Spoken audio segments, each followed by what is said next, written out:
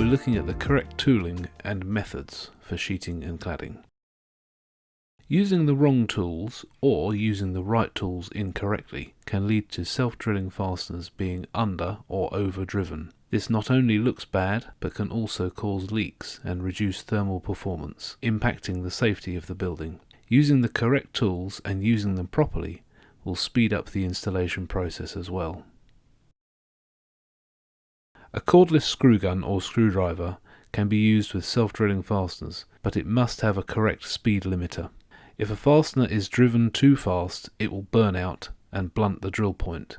This can also harden the steel, making it impossible to drill through with a new fastener as well. If drilling into timber, the speed of the gun or driver isn't a concern. A depth setting sleeve will ensure consistent fastening by disengaging the clutch at the correct installation depth. This reduces errors and speeds up the installation process.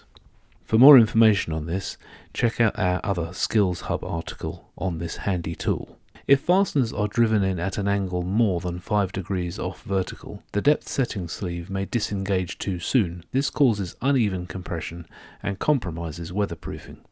Always ensure that fasteners are installed no more than 5 degrees out of line. This also can happen when a screw gun is not held properly. It is common for people to automatically hold a screw gun in a pistol grip. This distributes the weight unevenly and fasteners are likely to be driven in at an angle. To combat this, make sure that your arm is completely straight, the lip on the top of the gun is sitting along your thumb and forefinger, and your little and ring fingers are operating the trigger. These points ensure the weight is transferred in a straight line through the screw gun to the drill point of the fastener. In addition to this, always ensure that you are using the correct drive bit for the fastener you are installing. This will support the head properly and help to keep the fastener straight, preventing the drill point from skating. When a fastener is driven in approximately 3/4 of its total depth, stop and brush or blow any swarf away. If it is left underneath the washer, it can rust and spoil the seal that you have achieved. In conclusion, using the right tooling correctly will help you achieve the best possible finish and will save you time as well.